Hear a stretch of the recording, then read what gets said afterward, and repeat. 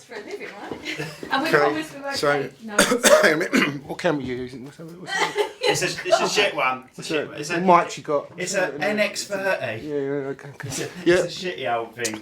So, Terry Hobday, TDH Media. Welcome to the Cherrywood Podcast with me, the amazing Simon Burridge. And me, Rachel Burridge. Are you amazing? No. TDH Media. Here he is, the old guy. We promised we won't. Not at all. There are no rivals in this industry, just colleagues and friends. Well, if I put it up, I know it's going to fall over. No, that's fine. Yeah. Right. How you doing? You all right? Good, mate. Good to see you. Good to see you. Good to see you. Good to see you, Rach. Terry, TDH Media. Yes. It's really loud in my mic today, so we're all up for it. It's probably my laptop, mate, to be fair. No, you're fine. It's everyone. Right, before we start, do you know about the sign? I have seen the videos. I'm waiting. Unfortunately, I'm right underneath it. So No, it won't hit you. Are you sure? It'll hit the chicken. Okay. Yeah. No, I've seen the. How long I've do you seen reckon? Wait. Ask questions first. Sweepstake. Have you put new tape on it? I'm saying 4 minutes. Oh, he's saying 4 minutes. That's not a 4 bad minutes. shout. I put two or three new bits of tape on it. Okay. Today's sponsors are Giorgio Properties, your premier choice for expert building solutions. From concept to completion, trust them to turn your dreams into a reality. Visit their website today at digiorgiosproperties.com.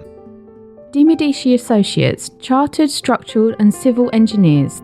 Based in the UK with a worldwide reach. Visit their website on demediciassociates.com.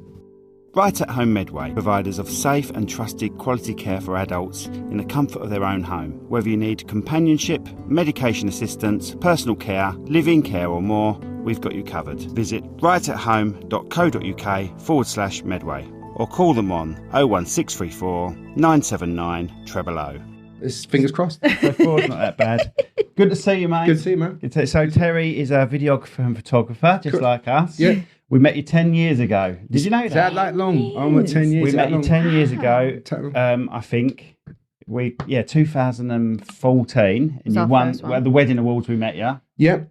and I'd been going 10 years, but sort of in the darkness. I didn't really connect with other videographers or anyone in the wedding industry. I just did a couple here and there. Do you know what I mean? Yeah. But then I bumped into Raf from Apollo Fun. Everyone knows Raf. And he went, mate, make me a video for the wedding awards. I said, what are you even talking about? I said, don't know what the wedding awards. I said, no, mate, because I just film weddings as they come. Do you know what I mean? I wasn't really into it. It wasn't full-time weddings. He said, come to the wedding awards. And that's when I met you. Table of 20. That was when TDH was a little bit different then. Yeah, that we were a slightly loud table at the Kent Wedding Awards. I loved it. And we turned up just us two oh my God. Yeah, it was, we kind of, as you know, it was always in November, wasn't it? So it was towards Christmas the end. Day. Christmas, exactly that. It was my opportunity or the business's opportunity to take the guys out. Say thank you for your hard work. Because when TDH was at its peak, let's not get into the pre-pandemic stuff, but pre-pandemic, for all of us in the industry, life was pretty cool, but when you get to November, towards the end of the wedding season, you're tired. You've just got through. September's still a busy month in the industry. October it dips down a little bit, but you're tired and stuff. So we did treat it as our Christmas party, and because of where it was held at the it was Ramada, wasn't it? The Ramada Hotel. We all stayed the night as well. We were loud. And we did have a good time. One of the girls was going out of a bloke from EastEnders. She was. He came along for one. Yeah, we all had a photo with him. Yeah, he was there. Nice and fella. that was when Barry held it. Barry held it. Now, there's actually a really weird story there. So one of the guys, I don't know if you remember him, Chris, used to work for me. We always used to get to the Kent Wedding Awards early, right? Okay, so check into our rooms, maybe have a couple of drinks, pre-ceremony, just to get into the mood, kind of thing. And we were sitting there, right? And Chris turned around and said, wouldn't it be funny if we had Barry from EastEnders this year as our host, right? Just randomly. This is not... Because Chris won't tell anyone. Yeah, I don't want to swear. Is this monetised? You can swear. No bullshit, right? Okay, like he sat there and the guys from TDH will Let me back hold you up there. this- If you swear, can't you monetize it? I don't really know. Well, I watch a lot of podcasts, and the ones that swear and have... within the first 5 minutes or I think something? it's something like that. Yeah, you can be demonetised. That's right. Yeah, you're right. Yeah, you were telling us that, weren't you? Yeah. So bollocks So shit. I just put a really long intro on. The really long one. Maybe a wedding video. That'd be good. And we were sitting there in the bar at the Ramada, and guess who walked in? No way. Barry so from just EastEnders. randomly. Honestly, you can ask the guys from TDH. There was no lies. He sat there. Chris said.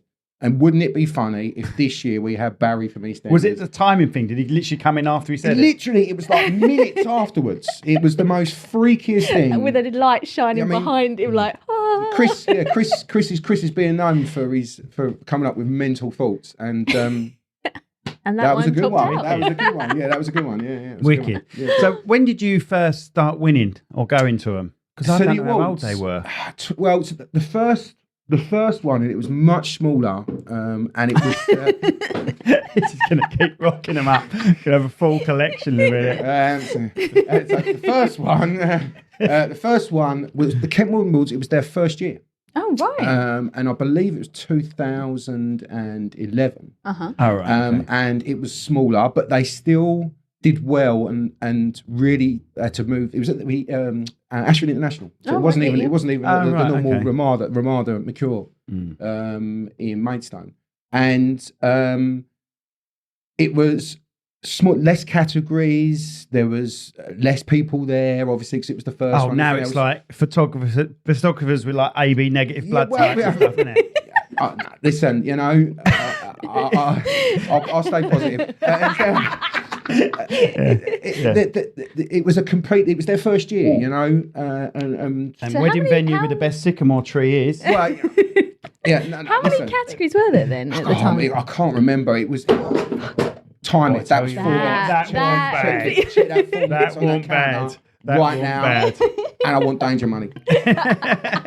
And it hit the chicken. I think it was like like now, and rightly so. It should be, because there are different style venues. Before it was 100%. It was best wedding venue. Yeah. Okay. Yeah. Yes. So now it's got the camping burrows type stuff. Yeah, boutique. Yeah. Something different. You've Historical, got manor. Yeah. You've got it's worthy of having different categories. 100%. Yeah, 100%. I've not put this on silent You because I never can't do. compare somewhere like Cooling Castle with Penshurst Place because they're in different leagues. Totally. I mean, even far ends of the spectrum. I've recently just shot. I've never shot there before. Just recently shot at the Barn in Tunbridge Wells, which is like literally it's quite new. Isn't it? It's well, I don't know how long it's been around, but it's a really nice boutique pub stroke restaurant. Yeah. Okay, right, and it's. I think I've done it. Yeah, it's a really nice little place, And then, can you compare that to Leeds Castle? Right. Okay. Right. Yeah. There are two totally different venues with two totally different types of client. Very, very different type of client. So yes, I think the categories have worked, and I think that it is right to have different styles for different awards for different. One thing style for of Chris Milton, though, you give him some feedback and he will They're adjust. great. They're pervin. They are. Yeah, Love listen, them to bits. you're Chris and Karen. Yeah, I've never seen them not positive. No. And I know that working marketing and it's part of their job and everything else, but even the next morning after the Kent Winning Awards and everyone's hanging, they're not. They're still like, excuse me, they're still this super positive couple. They've done really well, I think what these awards do is twofold, maybe three really. The first is obviously it's good for the people winning them. It makes them feel that all their hard work they've worked for is given recognition. And that's the first important thing. But I think the second thing it does give security to brides and grooms. Absolutely. Right? It lets them know that, hang on a minute, they must be half decent at what they're doing. They must know what they're doing. They must know someone know the industry, Yeah. how it works, and It's everything like a else. seal of approval. Yeah, really. it It's is. that we, badge. we've earned weddings from people seeing that on that. We used to have, 100%. have it on the back of our car, and I know for a fact someone's seen that. 100%. So whether you agree with award ceremonies, because every industry's got one, Yeah. right? Okay. Yeah. Listen, I've shot award ceremonies like you have, I'm sure, for best refuse company, right? Okay, right. And best recycler, best, use of plastics, renewables. It is an industry within industry.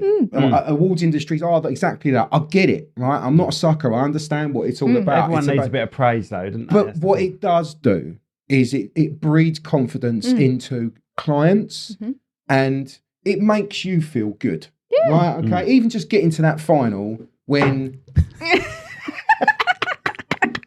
That's a wonky star. What's happened to that one?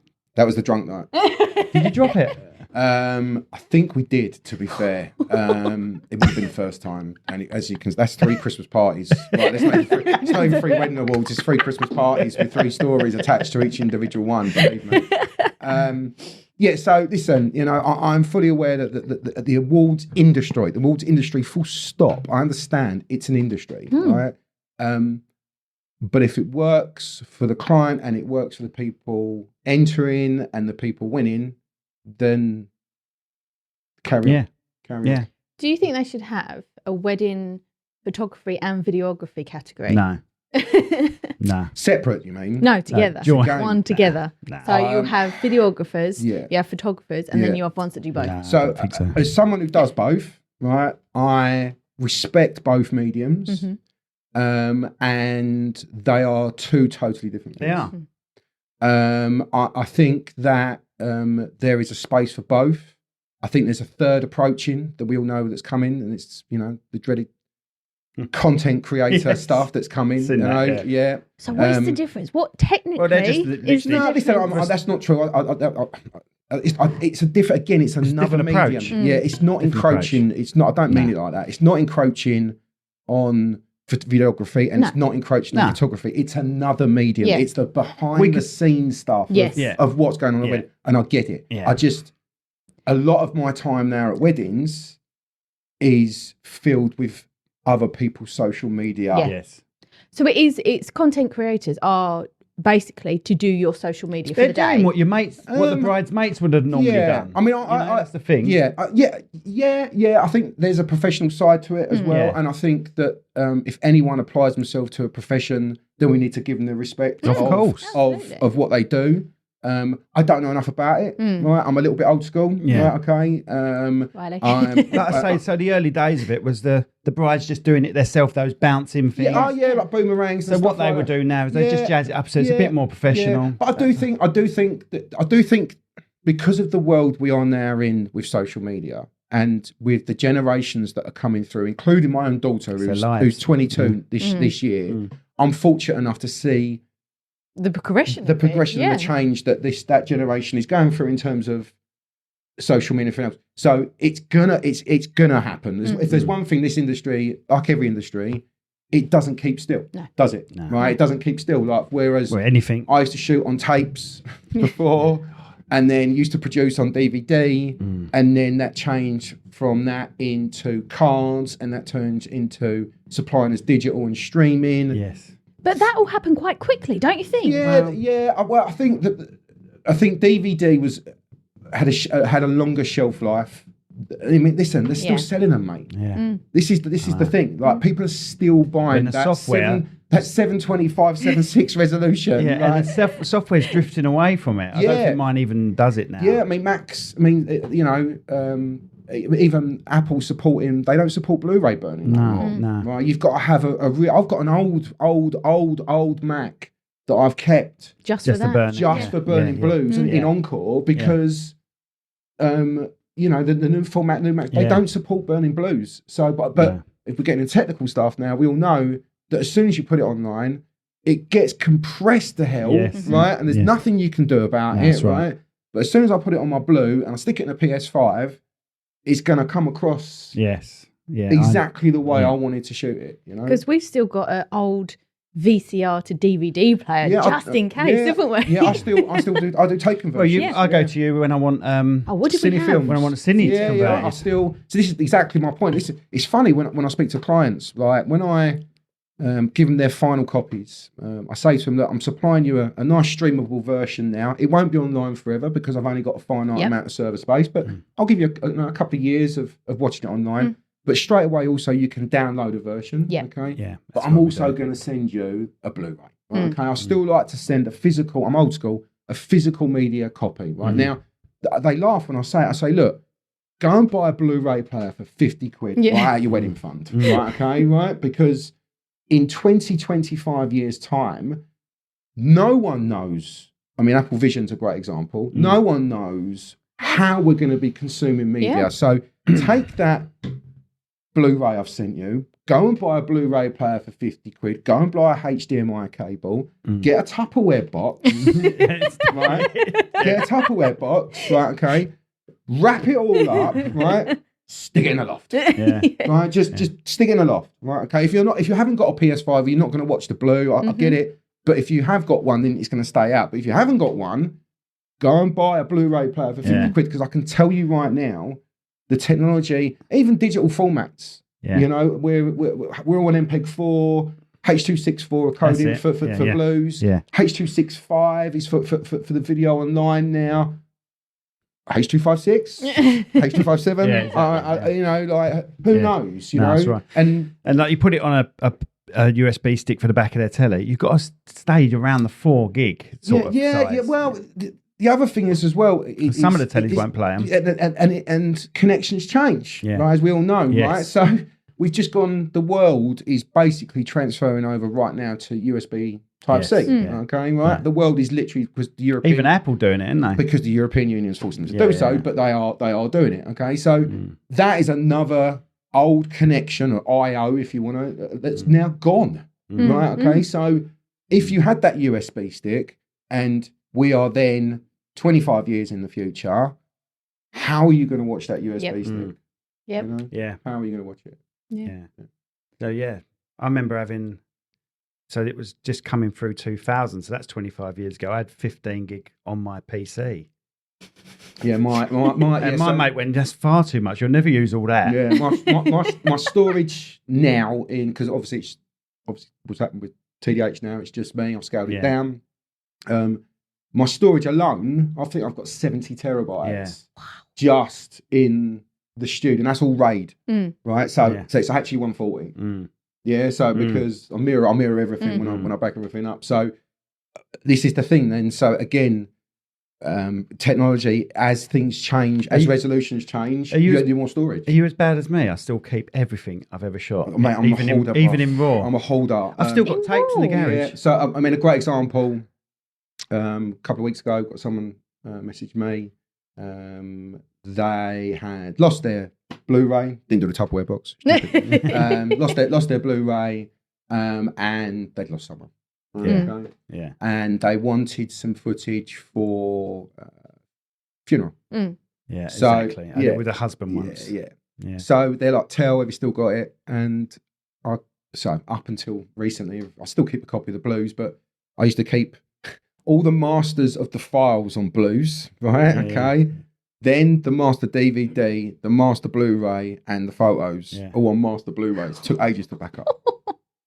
But I had the security of knowing that if the drives went down, or there was a fire, or whatever, I knew that you still had that I had something within a week. I could be up and running again, and everything would be sweet. And fortunately, I had the disc. I could pull it out, and you know, I mean, that's why we're in the job, is it not? Like memories. That's why we're in it, to create memories for people. Absolutely. And for them to relive them, and you know, it was. Well, I always say to people, you know, we're married, not me and you, me and Simon. Not yet. But I always say I love watching my wedding video, because it's got my daughter in, who was 18 months old. It's got my nan in. It's got your dad in, and people that aren't there now. And you think, oh God, you remember this, remember that. Photos are lovely. I'm the photographer, so I know. But photos are lovely, but they're not living and breathing. Living and breathing and joking. No, and again, that goes back to the two different the two different formats and how I think they both emit similar but different emotions. Absolutely. I offered 360 for a bit as well, but it's just not quite there yet. Yeah, And the file sizes. Well, it's that, and it's the way to watch it. I mean, YouTube compresses that. Yeah. I mean, I think it will get better. 100%. I mean, Apple Vision for me is something very, very, very, very interesting. Right. Okay. Especially because of the spatial video and spatial photos as well. Right. Okay. But you're going to have to watch it on an Apple Vision. Yeah. Right? So that describe Apple Vision. I don't know too much about it. So it's I think Ready Player One, bro. Is the best way I can explain. Oh, right. Okay. So Apple are really, as they do with everything, they name it into a spatial computing. Right. Okay. So it's basically what Meta are doing. And a few others are doing, but. I just won Wimbledon, by the way. Really? I can tell, man. Yeah. I did there. And he hit the ceiling twice. Put my hand through the ceiling. It's Wii Sports on crack. Yeah, it's basically. Listen, it's something very interesting. I don't know where it sits at the moment in terms of usability. I think at the moment it's a glorified kitchen designer piece of software. Yes. I think I've seen some recent shots that Porsche are using it in showrooms and stuff like that. I think that's quite cool. I think doctors are using it as well. They're using it for operations and stuff like that. What interests me, and I haven't seen the footage yet, but from what I've heard, the footage from spatial video shot on Apple Vision, literally you are in it. You are, I guess. You are more round in it. So basically it whatever you're recording, it plays back. Yes. Right. Okay. So it's not quite. So it's literally what I used to do with 360. Yeah, I think so, but I think it's because of the amount of cameras they've got on it as well. Okay. So if I'm correct in thinking, I think there's at least 2, possibly more cameras, so they can control the depth of field. Right. So like a true stereoscopic. Right, okay. I think Avatar, 2 cameras actually merged together. I think they actually did one on top with mirrors, didn't they? That's the way they actually did it. But it's that. See, I've got a GoPro 360. It has 2. Yeah. So no matter how much you spin it round, you're always seeing a lens. So this is actually stereoscopic. Right. So think true Avatar. True stereoscopic 3D. Yeah. And it's native. It's actually not done in post. It's actually shot in that. And then all the processing power within Apple Vision records it to a file. But then you need an Apple Vision to watch it back. God, as soon as I think of that, how big's that file? Yeah. There's that. You're talking because it's going to be at least 8K, and it's probably more than that. No, it's all 4K. Oh, right, it's all 4K. The screen resolution is supposed to be something amazing. Imagine you've got 2 4K screens this far from your eyes. Right, okay. How that helps your eyes, I don't really know. But it does with me. Like if I'm playing Oculus and I've got no glasses on, even though it's right next to me, the vision is still shite. I have to put my glasses on for it to be better. Me too. But the great thing about these Apple Visions is that you can actually get Zeiss lenses built into them, so you're giving your prescription. And when you buy God. they have a prescription. That's unreal, isn't it? That's pretty cool. I should work for Apple. Give me a job, Apple. They put a prescription to match your. No, I wear. We go to Blue Water. You'll be selling phones in the Apple store. The problem with the other thing is I wear varifocals. Do you know what I mean? So how that works, I don't really know. But I'd really like to see what the footage looks like. But the problem is playback. Yeah. Everyone's got a phone. Right, so me streaming a beautiful hour and a half long wedding video to you is simple. Me turning up to a wedding looking like Cyclops from X-Men, walking around you, because I've got to wear it. You have to wear it. It's a wearable thing. Yeah, you have to wear it to shoot it. Right, okay. So you can imagine, like, I'm literally full. I'm on a comic book freak, so that's what the Cyclops X-Men reference was. Right. But you're literally walking around, dude, and you're walking around this your wedding. Oh my God, if you trip up, you've got that filmed. No, you can see through it. That's the great thing about it. You have full peripheral vision. Yeah, but whatever motion you make. Well, what they've done, they're getting into it now. So they've built. So there is this. It's delay, isn't it? Okay, so from me moving your head there to the camera recording Right, that okay, so like a information, gimbal type. feed it into Yeah. a processor, and then displaying that information. Okay, it works it okay? out. There's a delay there in doing yeah. it. Apple have created a specific chip called, I think it's called the S1, I think it's called. He's more nerdy than we are. I'm a little bit geeky. And they've built this chip called the S1, which is built specifically to improve the latency between the image being recorded, the image being processed, and the image being displayed. Right. Okay. So you think about that, you're talking about milliseconds of time. Yeah. So what the Apple Vision does is you look like Cyclops out of X-Men, but you'll have this whole thing on that wraps around your head. You have they have pass through, as they call it, so you can see everything that's going on. Right, okay. And then you're shooting in 3D. You're shooting in 3D. Now, I think there's times for it where it'd be cool. Like I think the first dance, for example, as a close up, you get a nice depth of field. How the depth of field works, I don't know. Can you adjust it? I don't know, kind of thing. But if you get a nice, 3D image of the bride and groom doing a first dance, listen, a confetti shot. Can you imagine that? A confetti shot in stereoscopic 3D? That would be pretty cool. I had thoughts of making a mini 2-pack stage. Do you know what I mean? Of a first dance. Do you know what I'm on about? Glass at an angle, 45 degrees, projecting down. Yeah. Like fish tank size. Yeah, listen, Do you know what I mean? like you, I'll film anything, dude. Do you know what I mean? So, like... She don't know what we're talking about. They redid 2-pack. It's a hologram. Yeah, it's a hologram. I like the ABBA. So all that hologram is a stage with a glass or a film of some sort going at 45 degrees. And then they shoot down on it. And that 45 degrees creates the vision that he's literally standing there in front of you. And I've seen lots of mini ones being created where you just put your phone on top of them. You've seen that before? No, I haven't seen that. No. Goldfish. So you get your phone and you put this glass sort of pyramid on top of your phone. And this goldfish is similar to like a teleprompter, you know? Like you have that reflective glass that doesn't show in the lens, but it reflects up so someone But I've always thought it'd be cool to have some sort of box that they just push play and their first dance is happening there, because it's ideal for a first dance because they're lit up and everyone else is reasonably dark, and that's what you need. You need literally nothing, like a black background with just them lit up in it for it to work properly. I mean, it's going to work. It all depends on the shooting as well, doesn't it? You know, yes. One of my, and still to this day, one of my favourite type of weddings is a registry office and a working man's club, because they're doing it for the right reasons. Yes, they're doing it because they love each other, and they're not doing it for the look how many flowers I've got, look at this one, kind of thing. They're doing it for the right reasons. You know, and having an Apple Vision in a working man's club, would it really give it the effect that probably not, right? Okay, but if you was at somewhere that had centre stage bride and groom with spotlights on them and Raph banging out the dry ice like he does. He loves that, doesn't he? He's good at it. That's right. I've got the dry ice. Got the dry ice. I've got the cannons. Got the cannons. If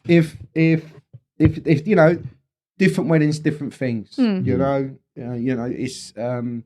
But I always keeping an eye on how things are developing, and Apple Vision being one of them. I don't think that's a wrong thing to do. Will it take off? I don't know. I think maybe on the business side of things it will, but consumer, I don't think it will. But there must be a point where sort of like because obviously you want a backup, right? We all have to have backups. Where do you stop from going from Apple? You've got to have two. Apple doing that, and then you're filming the day normally as a backup. You can't do that. I think you'd have to have as a separate person, as a separate. Like everything, I think things are done slowly, aren't they? It's never boom. There we go. It's never bang. Here it is, kind of thing. So I think what you might do is, first of all, whoever's doing it, you've got to fork out a minimum of $3,000 for the device itself. Yeah. Right. So the same as what a decent camera is. Yeah. Because we both use Lumix, don't we? Yeah. My Lumix is 2.5. Yeah. My Canon R5 body only is 5. Do you know what I mean? So $3,000. If you're getting what you need out of it, is a nice bit of time. But you've hit the nail on the head. If you've got one, then you need two. Well, if you're doing it properly, you need two. Yeah. So if it does go down, you can. Yeah, it's literally that. It's the magic bag. It's shit. Okay, let's go. So I'm going to ask you. I'm going to go way back now. Yeah, so how did you get into this industry then? What inspired you to get into this industry? Did you do anything beforehand? Yeah. So this is where you laugh. I started off at Take a Break magazine.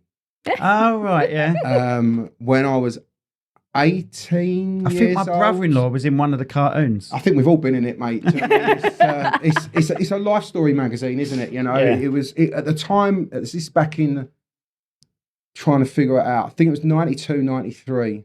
So I was 17, 18. So you sort of did that sort of thing leading up, like GCSEs or A level, or what is Yeah, moving level? on. Yeah. So, listen, education has never been my thing. I've always been. If you like it, you'll go 100%. Yeah, I've always been pissing about. I'm not going to sugarcoat it. I liked my football. I liked my girls. I liked my going out. That was my thing when I was that age. I wasn't really interested in school. I loved creativity. I loved comic books. I loved film. For me, film is the most important thing in my life, probably creatively. If I don't watch at least a film or 2 films a day, something's wrong. Really? I'm terrible, dude. I'm terrible. Really? Even editing photos wise, it's white noise for me. See, I do that. Yeah, I have white something noise. on in the background. white and noise. I'm We've ready. Doesn't had matter the what full it is. season of Dexter on again. Yesterday I was editing the photos, and because obviously the new Apes movies out today, I killed 3 of the Planet 1960s and 70s Planet Apes movies.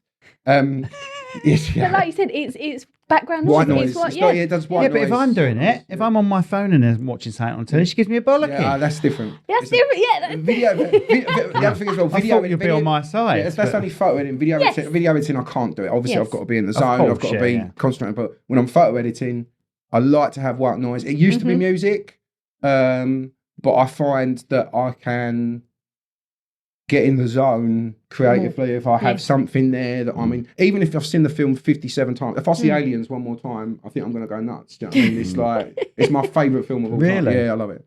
We're going off subjects now, mate. But anyway, yeah, so Take a Break magazine, and I was in the post room. Right, okay, like He was the post boy. I was a post boy. I was a post boy, and there was at the time Like it was, Secret of My Success. Remember that film? I don't know about that, bruv. I don't know about it was more Christmas parties again than anything. I can tell you that right now. Oh, hello. Here he comes. Moving on. So yeah, and basically I was at the time there was Take a Break. There was Bella as well. I don't know if you remember your magazines from the 90s, and there was at the time TV Quick. And the magazine industry at the time was where you got all your information. There was no internet. Example, I didn't work from, unfortunately, but Nuts, Loaded, GQ, even all the Mac magazines, Mac User, Mac World, even the computer magazines. There was like Nintendo magazine, PlayStation magazine. If you wanted your information, it was via Spectrum. I used to have Spectrum ones. Yeah, get the tapes in, put them in, bro. I was there. Mate, I've still got it. There you go. Hold So on. that was how you got information. So everything was magazine based. Yeah. And I worked in the post room. I think it was only a couple of years. And one of the I will always thank him actually because he gave me my opportunity. His name was Spike, and he used to run Spike. Well, it was a combination of people. It was a couple. It was Spike and John Dow, who's the editor there as well. But anyway, they saw that I wanted to do more than be a postboy. Right, okay. So they basically took me under their wing there at the magazine, and they showed me the industry. Right, okay, ranging from, now I'm going back now, monochrome Macs, man. Right, okay. Well, I was using a black and white Mac. Right, that's how old I am. Right, okay, right. I learned about flat plans. I learned about advertising. I learned about fonts. I learned about graphic design. My seat was next to the fashion department, so I learned about photography, chatting up models. Just the magazine industry. Yeah? I made friends there that are still friends of mine now. I met my wife there, ex-wife there. I learned a lot there, and I was there for about 5 years, and I kept, I was, runner first of all, if you like photocopying, the stuff you do. Then my manager left, and they said, "What, do you want it?" And I went, "Yeah, I'll have it." And grafted. I'm not embarrassed to say If it. it's something you love, then you give 100%. Yeah, well, also I was young. I wanted to prove myself. I was 18, 19. I was running at the time, it was the puzzle magazines for Take a Break, right? Okay, so I moved from Take a Break into the puzzle magazines, right? And like I was launching magazines. I launched a comic. It was one of my dreams. Yeah, it's called Cosmic, right? It was like, and the guy that done it used to work for Marvel. It was, you know, it was pretty cool. It was pretty cool. Whereabouts was this? This was in Camden, man. Right. So like you can imagine, like I was living in Blackheath at the time. Not Blackheath, sorry, Lewisham, Catford, that sort of area. And used to commute into Camden.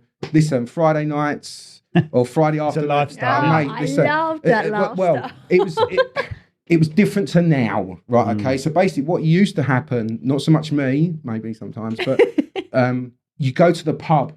On a Friday lunchtime. Right? I think she knows what I'm talking about. And you didn't come back. Or you used to come back, At 4 or 5 o'clock. one Right. email, really 4 or 5 drunk. o'clock, like, everything's like that, bruv. Right, okay? And you're like, you know, not so much me, because I was production, because anyone knows in the production industry, you're the first in, you're the last out. It's just the way it works. Yeah. Okay, right? So I never really got that much into it, but there was me often, like, you've got this 19-year-old kid shouting at 30-year-old geezers because they're smashed out their nut, and there's a layout that hasn't been finished, you know? So I did that for 5 years, loved it, but I knew I couldn't progress anymore. I was hungry to learn more. Went into reprographics for 2 years, right? Which is colour separation for printers. Right, you know? So basically taking, you know, it could be anything, let's say, I don't know, an A4 leaflet, them giving it to us in no way printable state, you know, like the graphics were not right and everything. So it was down to you to make it as good as you possibly could for colour separation to get it outputted. So I learned a lot about Photoshop and colour reproduction and retouching, airbrushing, you know, all that.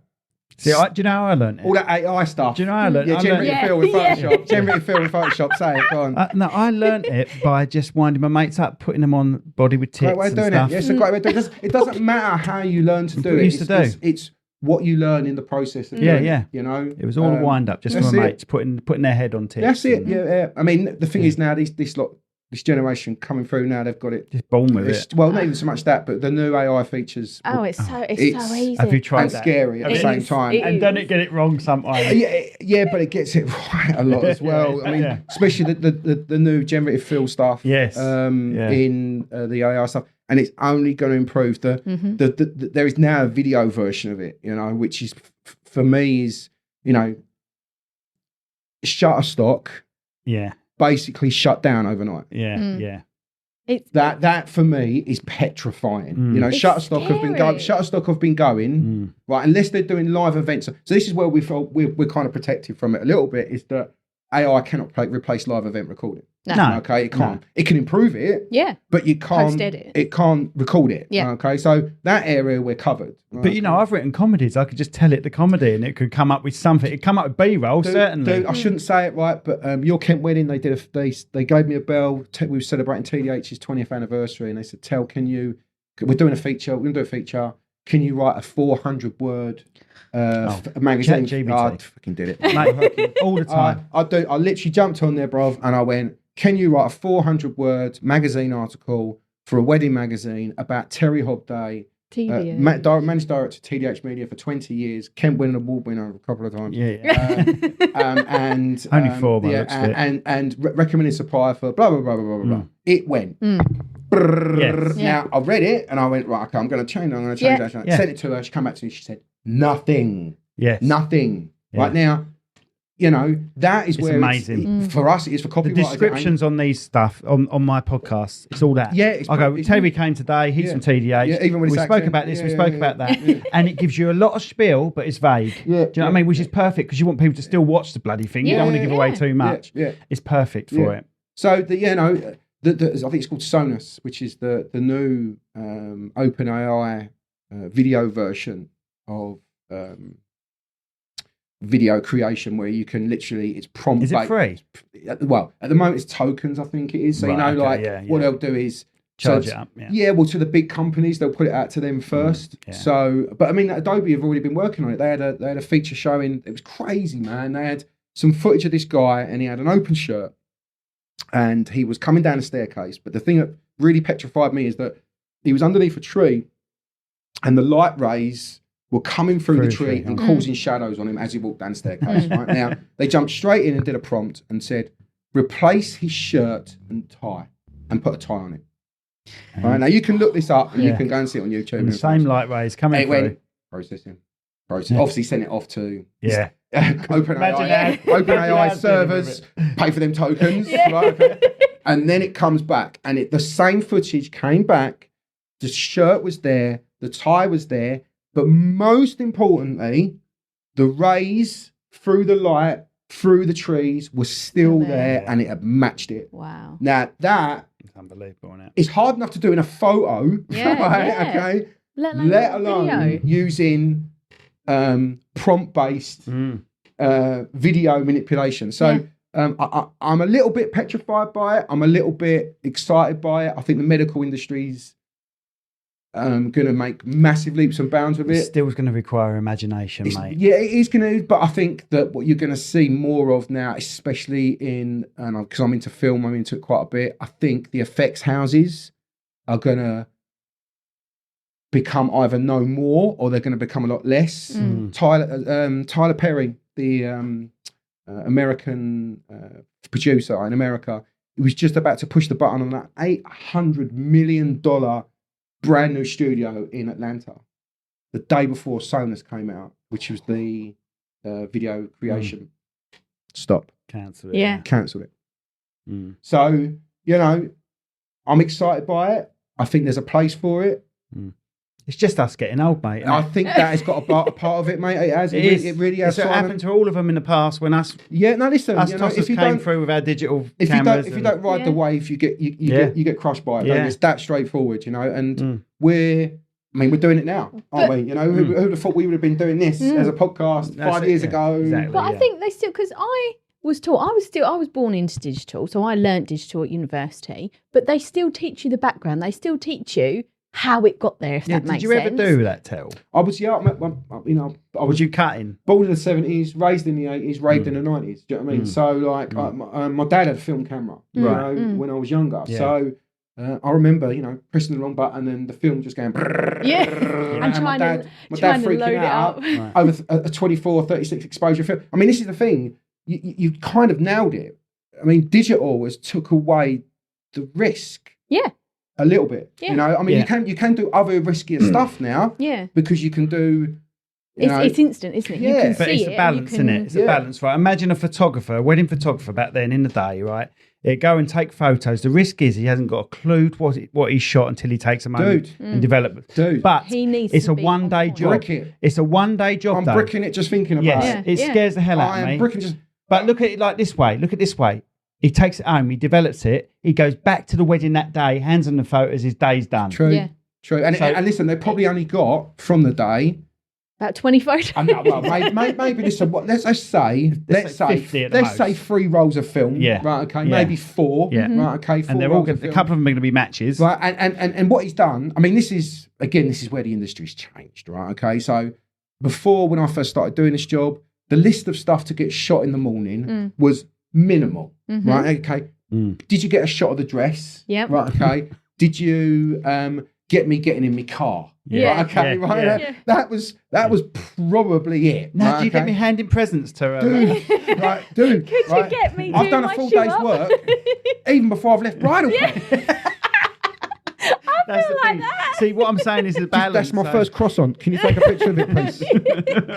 And I get it it. is. I get it. Yeah. I get it. Listen, the industry has, like every industry has changed. Yeah. The time and the money that goes into a wedding day nowadays. I think it's as well the inspiration. Like brides and grooms look at Pinterest, they look at Instagram, they want all this, and you think that's lovely, but that isn't your venue. That isn't your dress. But You have every to now be and then, realistic. every now and then you get a bride come fireworks up. in June. Every now and then you get a bride come up and go, look at the album. So how do you want the album? You know, we do this storybook. She was like, oh, I thought it'd just be a picture. Yeah, Because no, they've seen their parents. I still get Yeah. that. Is it? The questions I'll get is Slot it in. for albums is it printed out and stuck into a book? Yeah, right? yeah. Because all they've seen is their mum and But dad. that's still a style that's still quite cute. I like that. Okay, because you can. We will mimic it, So it's printed on the page, but if you just want single ones, I use a couple of print. I mean, Loxley, Bob's Books. I use them. We always use the same ones, but they're actually the printing technology nowadays for printing in these books is pretty damn impressive. If you shoot right, edit right, and deliver right to them, what you see is pretty much what you get. They're pretty good at replicating the books and stuff. So. I think that the industry's always changing, isn't it? It's all, and if you don't keep on top of it, then you are going to be left behind. Yeah, definitely. So you enjoyed filming, graphic design, everything like that. What made you take the step to go, right, I've had enough of this, I'm going to go on my own now? So when I left the printing firm and I went into advertising. Right? I worked for an ad agency for 10 years. That's why his ad stuff's so good. So. That's why I've got all that, mate. But not on the suit side. On the clients working side, I was in the studio, and it was the start of the internet bubble. It was 97, 98, and every agency was looking for coders. They was looking for animators. They was looking for multimedia people. CD-ROM was big at the time. Where you used to build applications or like mini games and stuff like that. And I used to do that. I used to be a bit of a coder. I learned Flash action script in Flash, but JavaScript, HTML, encoding in terms of video shooting, codecs, all the stuff that all the clients don't want to know about. I just sucked it in, because I just love all that kind of stuff. And I did that for 10 years. And while I was there, I really got into my filming because I had my daughter. Yeah. Big shout out to Jess. I was literally filming her first shit, mate. If she did it, I filmed it, To music. There's tapes of her having a shit all in my garage. With the holding stuff. Listen, first time dads, you want to record as much as you can. Yeah. And at the time, my best friend at the time, he also had just had a baby the day before. Okay, right, Jess. So, and they're best friends. I was together last night. Jess and Liam. There you go. Shout out to Liam as well. And they've stayed friends their whole lives together. It's really, really nice. It's born the day apart. Yeah. And they've with each other last night. It's really nice. Really nice. Anyway, he was getting married, and I can't remember whether I offered or he asked. Probably I offered. How long ago was this then? Well, Jess is 22. Same age as Jess, 21. She's 22 this year. So TDH was the business was 2003. So it had to be around that sort of 2002, 2003 time. And I said to him, look, as a wedding present, I can't remember if he asked me, can I film your wedding? Can I film it? And I did it. And I'm talking iMovie, iDVD. Oh, right. Yeah, I'm talking, real basic encoding. I think the video could only be an hour long. It was shot on a handheld. I think it was a Sony flip screen. Oh, yeah. 725, 76 resolution. A free digital zoom, so it made it even worse looking when you zoomed in. For free. For free. It was. I'm talking old school. Anyway, I shot it, gave it to him. I think it was one of their friends, Beanie and Steve. I think it was. Shout out to Beanie and Steve. I think it was them next. I'm not entirely sure. But they was getting married. That was their friends, and they said, "Look, we've seen what you've done. If we gave you a couple of quid, would you do mine?" I was like, right then. Okay. The whole time I was still at the ad agency. Had a baby. Working 5 days a week. And everything else. And then I was like, do you know what? This is pretty cool. I'm getting paid to do what I love to take pictures and video of people getting smashed up drunk. And just telling each other they love each other. Yeah. And at the end of it, when you give it to them, they freaking cry. They're crying. Give me a better job. Yeah. It's a weird one, isn't it? Give me a better job. You've succeeded by making people cry. My job is to make people cry. Yeah. Very similar. Anyway, so I did that, and then, bless her, big shout out to Tina Green. Tina. Love Tina. the wedding experience, I think, was either fairly new or had been going a little while. I could be wrong, Tina, correct me if I'm wrong. But we was at, here we go, Dartford. What's the gaff on the one-way system? Oh my God, Arcadia House, is it? Anyway, I can't remember. Right, okay. Yeah. Anyway, so there was a wedding venue there. Right, okay. And they do wedding fairs. They did a wedding fair there. And my first wedding fair. And this is the time of DVD, my first ever wedding fair. And I had a single burner DVD. Right? And I sat up, right, recording 50 single burner DVDs to give out to people, right? Because there was no streaming, there was no Check out our nothing. website. Do you remember the business card ones? Yeah, I had the little them. ones, the Little DVDs. That's it. Yeah. Couldn't get anything decent on them. A couple of minutes. And that was my first wedding fair with Tina. And I think that was 2000. I want to say 2004, maybe 2005. I don't really know. It was a long same time as I started. It was a long time ago, and it just kind of just went from there, really. Yeah. And then there was a phase where I killed myself. I was doing literally 2 jobs. I was doing 5 days a week at the agency, but I was finished at the agency at 6, coming home for 7, jumping in the car, either editing or going to see clients. And then at the weekends, going out and doing the weddings. Yeah. So it got to a point where I was, That's a big step. it was. And this is the weird thing. It was 2008. I remember it. Quit my job, and the week after, the market, 2008 stock market crash happened. This was the week after, and I was thinking, "Are you a fucking idiot?" But I think at the time we was fairly well priced. I think we was beginning to get known in the industry by venues, and we was beginning to get known by other suppliers. And we was getting recommended. When you say we, did you have a few? Well, that was me and Lorraine, wasn't it? Right, okay, okay. So it was just me really doing the majority of it. Lorraine was doing a bit of bookkeeping and some book design, maybe a bit of that really, but it was mainly bookkeeping. So was it always photography or just video back then? It was just video back then. It was just video. And then, it was just something, obviously, if you learn about ISO and you learn about shutter speed and you learn about f-stops, right? Once you get that triangle, one's moving, one's not, right? Okay. I think going from photography to video is a little bit harder. Yes. Personally. I would I say think that. because you're not taking in the extra dimension of movement. Yeah. But they are based on the same principles, but they are 2 totally different mediums. 100%. Because I find that I taught you, didn't I, how like the triangle, like the f-stop, everything like that, and I said, right, you could do this, and we worked together on that so you could do photography. Yeah, because I started my life out on auto.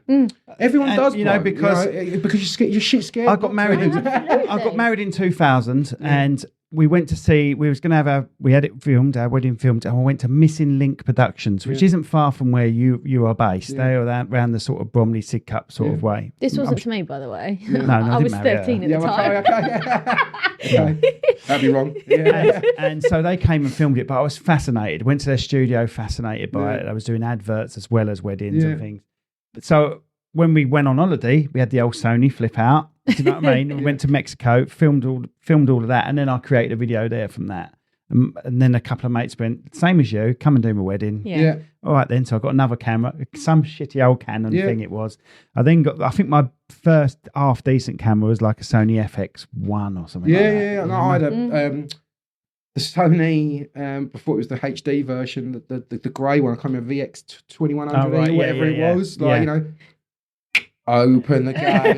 Excuse me, there's a ceremony going over there. Gate opens. Hello, tape in. Okay, we're going to close the door. Okay, close the gate. Okay. Keep an eye on the time. Thanks. Ready, cheers, thank you. You learned about timing at weddings with those machines. It was a nightmare. But just went from there really. Same as you. Yeah. But then gradually, as it went on, I started thinking, actually, I've got to start taking this off auto and start learning about this stuff. Yeah, I think auto got you through it. Of course. And never in my 20-odd years of doing it, have I ever had a couple come back to me and go, oh, you got that lighting wrong, you got this wrong. No. They just want their day. Yeah, they just want their day. I think once, making that initial move from auto to manual, it can be incredibly daunting. Yes. Okay. Especially on a But wedding, you only get one go. You do, but what you should also know is before you get to a situation, if you've been doing it long enough, your brain is already telling you what that light is. Yes. Right, okay. Absolutely. Yes. So Exactly. I know as I'm coming in from, if I'm inside, right, and I'm at ISO 800, right, okay, and I'm going outside, before I've got out there, my hands are already Feel it. reaching Up up to there. Yeah. They Flick, put flick, it down flick. to ISO 100 because I know that is what I am as soon as I'm Yes. outside. The other thing is as well is don't practice at a wedding. Yeah, Yes. that's it. Yeah. Right? Yeah. That's It's pretty exactly what I did. straightforward, right? So- Okay. Yeah. I mean, listen, annoy your mates. Mm. That's it. Go out for a night. Like I say, we okay? film adverts and things like that, and that's the best time to do it when you've got a number of takes. You know, Yeah. practice this stuff. I mean, don't do it at a having wedding. kids as well. That for Yeah. me, with Yeah. Jess, like that's a great way of just going, right. Okay, fuck it. I'm going for it. Listen, go aperture priority first if you Yeah, want to. exactly. Do you know what I mean? and Right, just like- work You don't your have to way go- through work the your way settings. through You it. don't have to go full on manual with No. everything. You just No. lose one thing. Yeah, you but know? I think once you go into manual, it is a natural instinct of knowing.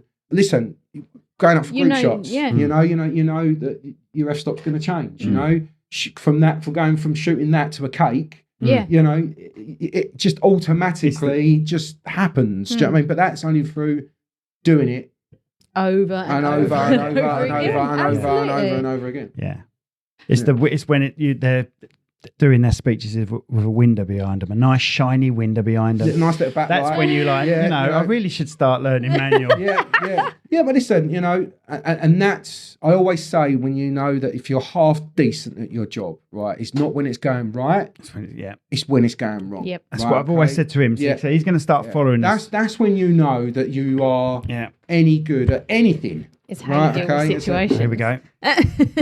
Were they out of order, were they? Sack it. Messed up my awards. I can't. My ADHD ain't dealing with that one in the middle. Yeah, that was the drunk night, as I said. Yeah, I think that was one of us. I think literally got smashed up and dropped it. Anyway. So what were we talking about? It's all about dealing with failures and things like that, you know. And how you deal with it. And he is a failure. So listen, weddings are uncontrollable. yes. Okay, you're I get asked this all the time, right? It's what's your favourite venue? Right? Okay, it doesn't matter, right? Okay, it's the people that are there that make whatever that wedding is, and it's your creativity as well, and your involvement. Your listen, reportage photographers are called that because they're in the background, right? Okay, they're not. That's right. Gathering people together. They're not, they're in the ninja because that's what that particular client wants. Okay. But then, as you can probably tell, I've got a big gob. I don't care, about raising the spirits and my voice at the same time to get what I need to get the job done. Exactly. Because I've got the girls at Cooling saying to me, tell dinner's at 4:10. Yeah. Right, okay? And it's 4 o'clock. And it's 4 o'clock. And the bride was 45 minutes late. Yeah. That's when you know you're good. Yeah. Because then you know in your head that you still want to give the opportunity for the bride and groom to have what I call canape and vape. It's canape and vape for 20 minutes. Right? That's true. Yeah. I want that. It's so important they have that time. Yeah. It's not as important because I'm the photographer or the videographer. I've got to get what they've paid me to get. But at the same time, if they're not enjoying their flipping day, what is the point of doing it? Right? Okay. So absolutely. if I know she's 45 minutes late, I know that I've still got to fit in canape and vape. I've got to fit in an opportunity to get her side of the family pictures done, his side of the family pictures done or video done, the bridal party and them. Ideally all before dinner because dealing with drunk people after dinner. I'll do it in a minute, mate. I'll be there in a minute. Listen, I'm going to they've got something down or the them. bride's done red wine down or anything else. So my goal always, whether, if I'm just doing video, I can't control it. As videographers that there is what the day is. Yeah, but there's a process as well in terms of two creatives fighting over a client doesn't work. You need one lead. You guys just follow us around. That's what it is. You just follow the photography. Listen, photography, as I do both, I understand the process. Right, okay, photography, a lot of it, unless it's reportage, is about setup. Yep. Okay, right. You're setting up the group shots to look nice, laying down the dress, holding the flowers, making sure the hair looks good, all that kind of stuff. Okay. But then after Video, you're that, not. that, it's a split image, Yeah, right? that So you've got. you literally can do this and Yeah. have 20 images, Yeah. whereas you guys have to set it up, make sure your angle's right, and then you're filming. Yeah. Whereas I'm done within Yeah. that 5 seconds. Yeah. I'm like, Yeah. next. And he's like, will you slow down? I it. need to get the Yeah. I don't have a preference. People say to me, do you prefer photography or video? I don't have a preference. I love the mixture. I love not doing the same thing every single time. Different single venues. Like, for example, tomorrow I'm doing karaoke tomorrow. Right, okay? Well, just Mario. Just karaoke tomorrow. Right, okay? So, great. I'm not, they're actually easier days. Karaoke, because I haven't got to film the full ceremony. I haven't got to film the full speeches. I'll get snapshots to tell the story of the day. But my busy time is just during photo time tomorrow. When everyone else is getting smashed up, I'm running around like a lunatic telling them they've got to send me to the bright side of the camera. Is that what it is tomorrow? So that's what it's. I'm looking forward to it. It seems like it's going to be a good bunch. But I can say, when's this going out? It's not tomorrow, is it? No, it won't. It'd be, She doesn't know. The bride around July, August. The bride doesn't know she's got a surprise karaoke tomorrow, so we're going to see how that goes down. How that's going to go, I do not know. But she's been in a few apparently, and the girl that's organised it, I did her wedding. Right, okay. And she wanted one and she couldn't afford it or something, so she paid for it for her, which is really nice. So, yeah, that'd be interesting. Yeah. So have you actually been at a wedding and something horrendous has gone wrong and you've thought, shit, how do I get out How of long this? you got? Listen, How do you deal with that as well? I think it depends what it is. Yeah. Okay. I think... For me, it's been a battery that says it's got 85% on it, and then all of a sudden cuts out. I get it, but that's experience. But then you've got another 2, 3 cameras filming the speeches or whatever's going on. Again, experience tells you, ceremony, fresh battery and cards. Yeah. So, as soon as you come to speeches, fresh batteries again. Because then you're 100%. at optimum. You can't do any more. Right, as long as you can't do any more, you're good. Yep. When it comes to and speeches, if you've got a multicam setup, you've got to have multicam. Exactly. You've got to have This multicam. single cam setup idea is petrifying to me. I used to offer a package which was single cam, but in theory, I was only charging them for single angle. Yeah. I was even if I had to, I would stick another camera on the camera, like a GoPro as a back, anything to back it up. But both, never had to use both them. myself and Luke Driver, big shout out to Luke. We're a 4-cam setup at our weddings. For ceremony and speeches, it's 3. Yes. And then we've got the Ronin obviously as well. Exactly And then the there's same. the drone, mics and everything else. Listen, ceremony guys nowadays, again we're going off subject here, but because of social media, there are 2 shots that if we don't get, we're bang in trouble. Right? The first has been there since time began, which is the old shot. Because the bride is in it, she doesn't get to see it. She doesn't get to see the flower girls come down. She doesn't get to see the bridesmaids fall over. She doesn't get to see her dad bawling his eyes out as he's walking her down. If she's lucky enough to have a dad, right? Okay, walking down the aisle, right? But the other one nowadays that's raised its head, you know exactly what I'm talking about, and I call it cry cam, right? Okay, right? He's on the groom, Yep. okay, right? Because if we don't get that reaction of him seeing her for the first time in the wedding dress because of the pressure of social media, okay, because it's everywhere now, right? Okay, it's kind of like standard, right, which it wasn't there before. It was like get the old shot, okay. Now get her, concentrate on her, again, and that's it. and that used to be fine because the groom always used to look forwards, right? He never used to look back. No, that's right. Okay? Yes, that's right. And But now again, they're telling him to look back, which is great. But now, mate, I've now got a back of freaking in. So thanks. Yeah. So the multicam setup is so important. And again for speeches as well, like giving away stuff that we do, but it's all online to see. Speeches, what? Yeah. I mean, I have a 3 camera set up for the speeches.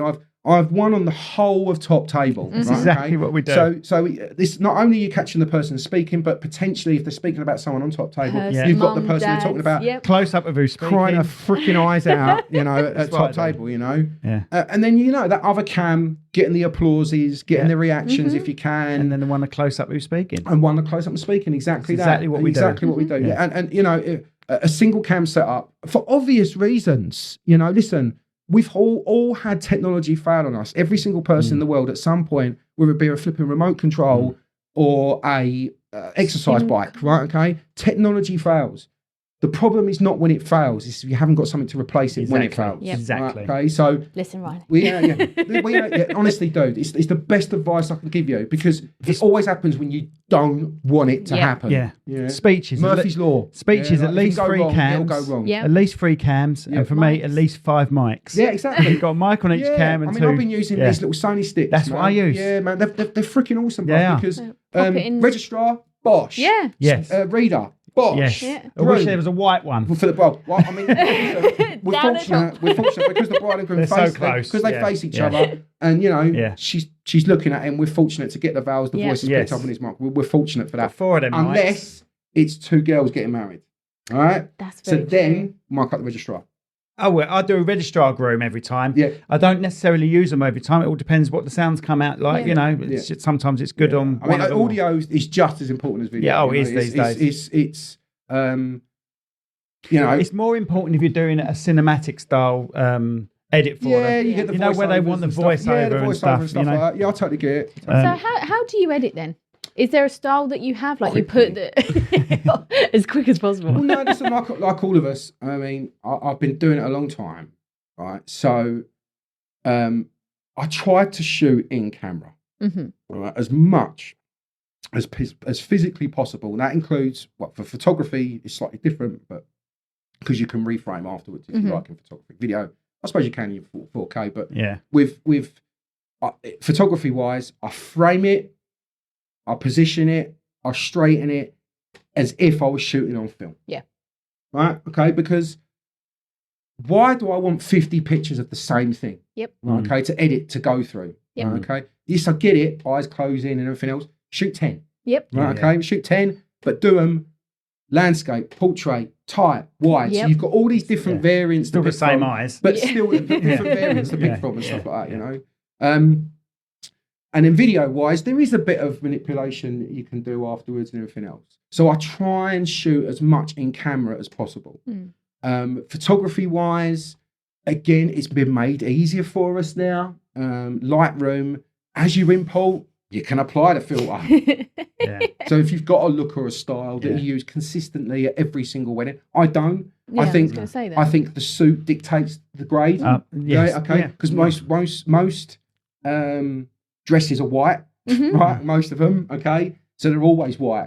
But what's the colour of the suit? Yep. Right, Yeah. okay? How is that affecting the colour and style of the wedding? And I could grade my pictures depending, because he's going to be in the majority of the pictures, what colour that suit is and how the grade comes out of the colour of that suit, you know? So I'm in Lightroom for photography, shooting in RAW, obviously. And then video-wise, I'm old school, mate. I'm still in Final Cut. Oh, right. Yeah, Okay. if it ain't broke, don't fix it. I'm pretty damn quick now at video editing. That's the thing. Do you know all the shortcuts? Because I will sit there and I know the shortcuts and I'll do it on my laptop. Yeah, And I don't use a mouse, I use that pad. P, B, V, C. You literally go, done. And it's so much easier. I know Da Vinci's starting to raise its head quite a little bit, but I don't think the timeline has got as many changeable options as what Final Cut is. So for Final Cut example, you can type a timeline and you can just dump everything you want in it, whether it's 725, 76 or 4K, okay? And it will handle it. It'll blow the footage up to make it look shit to match the timeline, but it'll do it. I don't think DaVinci Resolve does that. I think you have to go in and have it correctly. I could be wrong. No, obviously, think you're Premiere is very exciting because of the AI features that they're talking about. Listen, would I love it if there was a fire hydrant in a piece of video that I could select in generative fill and go, get rid of it. Get rid of that fucking fire hydrant, and it'll take the fucking and put it in as well. And listen, we've now got a shot that at a wedding venue, there's always a fire hydrant behind the sign of the register table that you can't remove because of fire regulations and everything else. They can do it. Could you not edit in your program and then put it in afterwards and just do the little edited bits like that? The hard thing about it is if you kept it still, you had a camera that kept it still, you might be able to get away with moving that hydrant. It's the movement. So the movement. Yeah, absolutely right. So what I tend to do, you're absolutely right, mask it, take the frame into Photoshop, take the frame, clear it out in the frame, take the frame, put it back into the timeline, drop it on over the mask. You're sorted. Exactly what. If the camera was still, and I've done that. If the camera was still, exactly right. As soon as you have movement to it, then it's out. That goes out the window.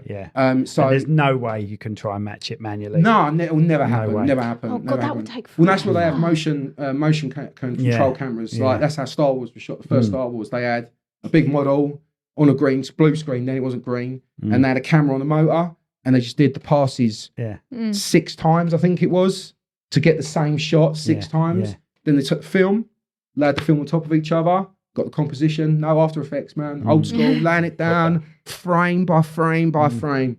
Even the titles, you know, the titles at an angle. Yeah, that's how they filmed it. They actually filmed the words going up. I do think that sometimes maybe these old school things will come back around again. The thing but is, with like, a digital I know it sounds. aspect of You it. look at Yoda in Empire Strikes Back or Return of the Jedi. Then look at Yoda in the prequels. Yeah. He's far better as a puppet. 100%. And that's why they went back to the puppetry for the last 3 they did. They went back to puppetry. I think there are some still. I think we need to shine a light onto, obviously not shine a light because the light's proper on them, but Christopher Nolan and Denis Villeneuve, they are, and Spielberg I suppose as well, are still the ones, and Tom Cruise even to some extent, are still pushing the old school, go to the cinema, watch it on a big screen, watch it with surround sound, to the point where both Oppenheimer and Dune both come out on 70mm per film.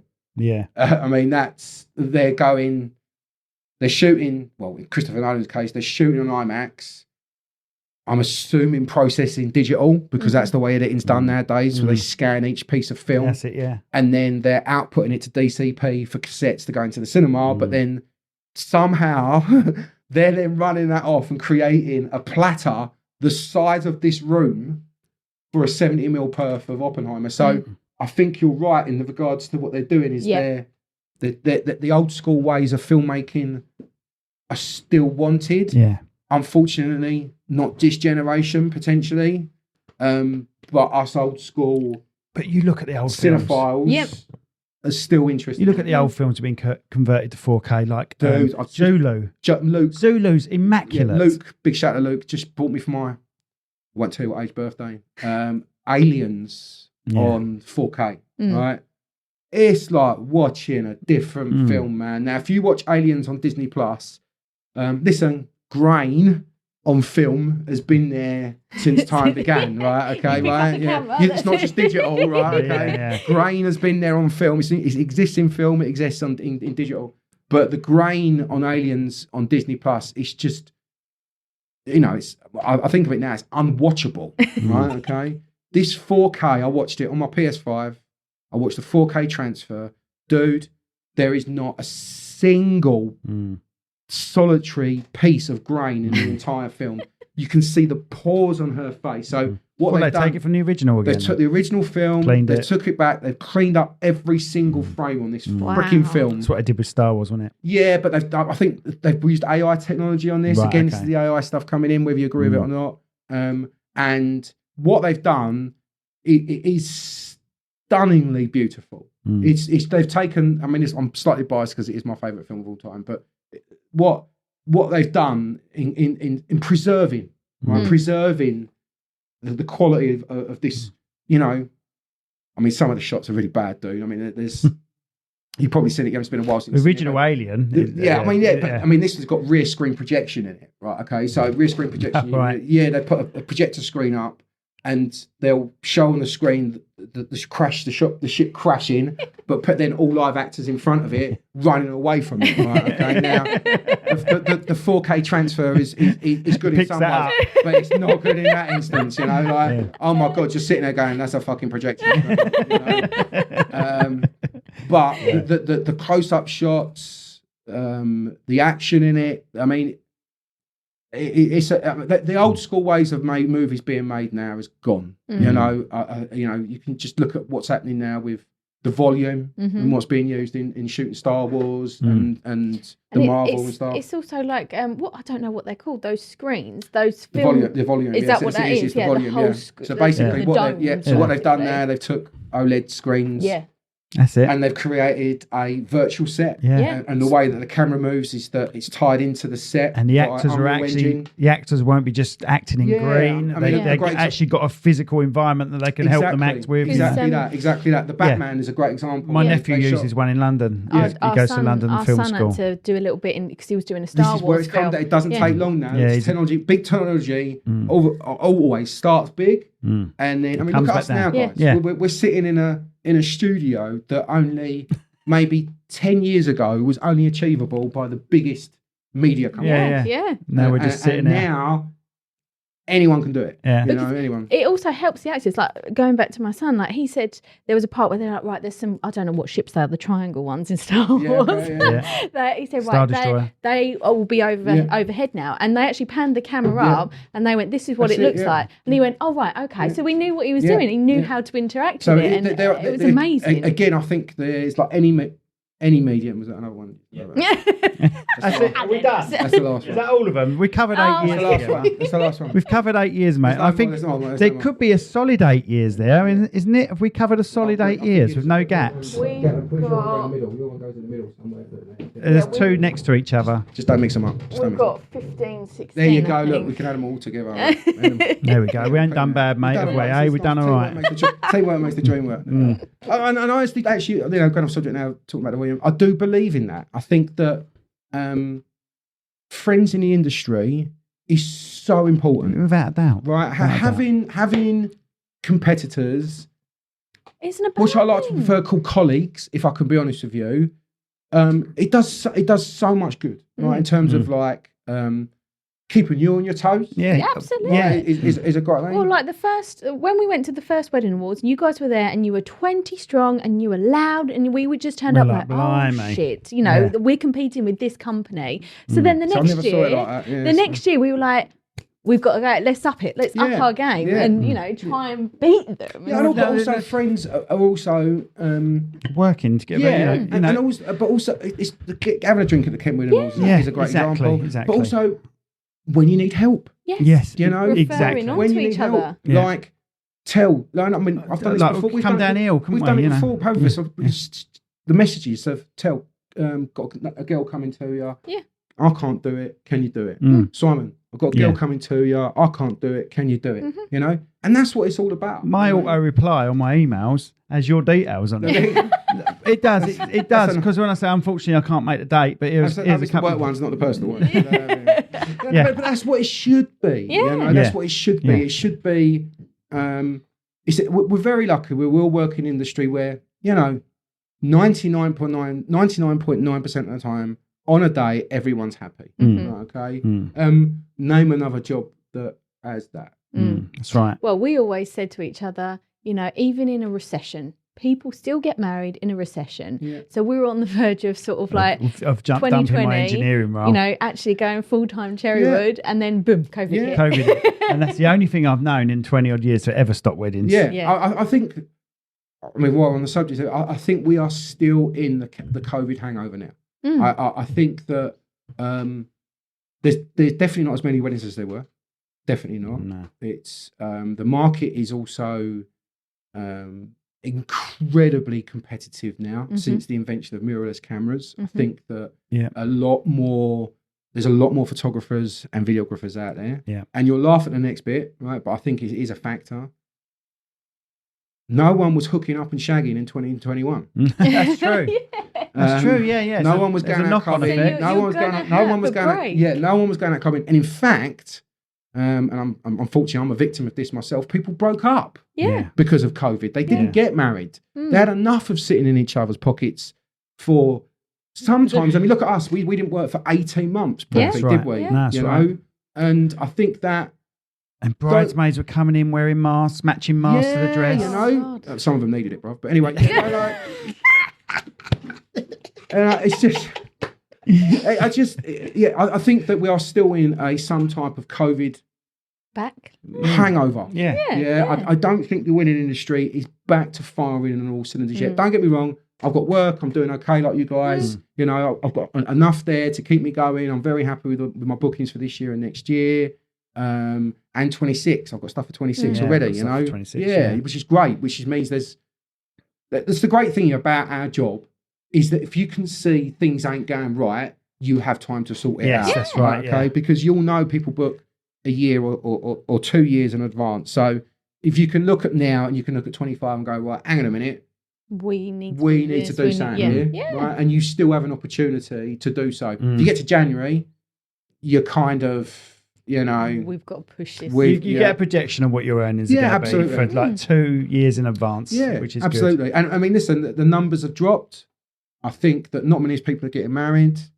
I think the market is saturated with a lot of photographers and videographers nowadays. Yeah. And Some professional, some not. Keep looking at it. And we'll leave that there. We all know. And I just, I think that if there's any advice I can give to a client, is do your research, man. It doesn't cost you anything but time. And I would say recommendations as well. Yeah, Always listen, go for... absolutely. Listen, again, sometimes that fails, unfortunately. I would always say, if you're looking for a photographer or a videographer, the first thing is the most important of all is, do you like them? Yeah. Because they are with you, right? From you in your knickers, right? To, falling over drunk after you first start smashed up on the floor. Okay. Yeah. I was making this point clear, I do not film people in their knickers, unfortunately. No, but if you want someone that does. We are with you. Simon will do it for you. I'll do it, but we're with you all day, man. But that's the good thing about being a female photographer. Yeah. They're like, don't worry about it. You've got it. You've seen it, and that's why you've come up with this idea of this podcast, which you've suggested. But I'm the one that does all the bloody legwork. I'm the idea. So people get to know the us. woman with the plan. People they sort of get to know a bit of your character before we start, and that's what it was all about. Because every time we did a wedding, right? we act like a bit of a double act. Do you know what I mean? We have I slag her photography off in front of us. I slag myself off. Yeah, but the thing is, we slag each other's workmanship off, off in front of the couples, and they just laugh, and they're laughing their heads off. Do you know what I mean? Yeah. Listen, a banter for me. You've got to have banter. It's a massive part and the photos change. Yeah. They change. They're not as rigid. No. And what do they say towards the end of the day? They say, wish you got to know you beforehand. Yeah. And this is hopefully. Listen, as I said things. before, the job satisfaction in this job is potentially, unmeasurable. You get the comments you get back from people of killed it. You was great on the day. People loved you. Yeah. Thanks for looking after looking after kids with their patience, give them a bit of patience, our kids on the spectrum, and you took your time. Mum do the I always carry an old camera. Yeah. And let the kids use it. My trick, Smarties and lollipops, bro. Yeah. Literally, and that's just for the groom. If you behave yourself, you get a sweetie. Okay. Listen, we let them go and film. Yeah. Listen, kids are just, depending on how old they are and everything else, and whether they're sticky to their parents or they were just like, free running wild. What's the I forget the certain name of it, but there's just running free and feral. Which is what I was. It's getting. I think doing the job for a while, it's about knowing when to step in and when to shut up. Yep. Yeah. There is a time when there's a line. Alcohol and food is another one. Like, have a drink. No, mate. No, you got. Listen, do you get smashed up when you're on the tolls on a building site? Yes, I do. Listen, that's different. But that is my office. Exactly. And because TDH is recommended for nearly every major wedding venue in Kent. I've always got two bosses. I've always got two bosses, and you are only as good as your last wedding. Yeah. Do you still get nervous now? 100%. Got to be. And if you don't, then stop. Exactly. Stop. What I always say. I wouldn't say it's nerves. The day I wake up and think, got to make sure I've got everything, batteries right, all this right, and once that ceremony is done, I'm a little bit easier for the speeches. Yeah. But once that ceremony is done, I can come. The day that stops, I will stop. I'll give up. The wedding's like that for me. Okay, so it's bridal prep. Boys arriving, guests arriving. If you're lucky enough to have a bride reveal, ceremony, and then the top of the pyramid is photo time. Photos, okay, yes. Right? Yeah. That is when it is right.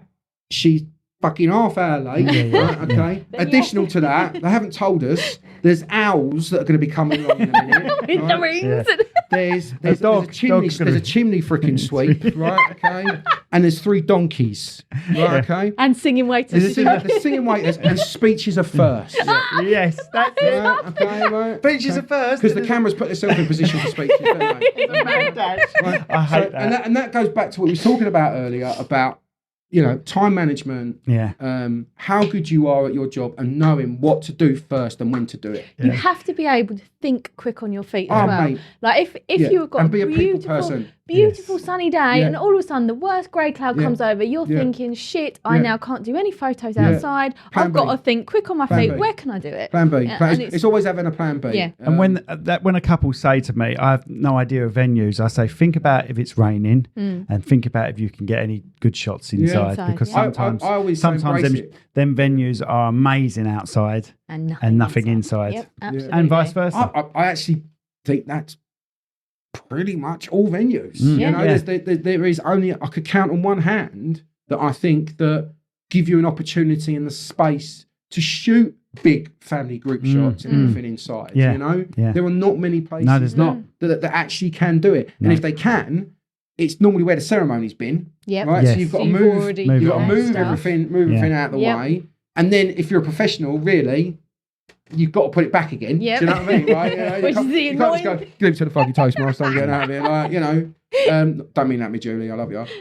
But, you know, just, you're only as good as your last wedding. And at every wedding, I've got 2 bosses. I'm not going to say the groom because he's happy wife, happy life. Oh, if yeah.